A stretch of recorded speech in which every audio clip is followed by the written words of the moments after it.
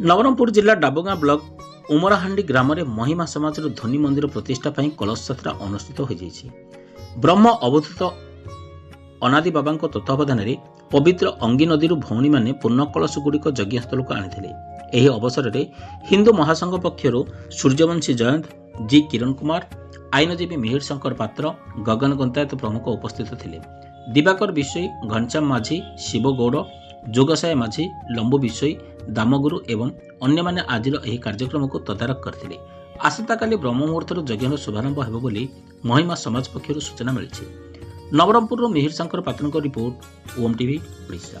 परम पूज्य ब्रह्मवदूत अनादि बाबा निमंत्रण क्रमे एवं उमराहांडी ग्रामवासी निमंत्रण क्रमे आम आसी आज ये उत्सव रे योगदान करने विश्व शांति जो यज्ञ बाबा आयोजन करते प्रकृत में ऐतिहासिक अटे।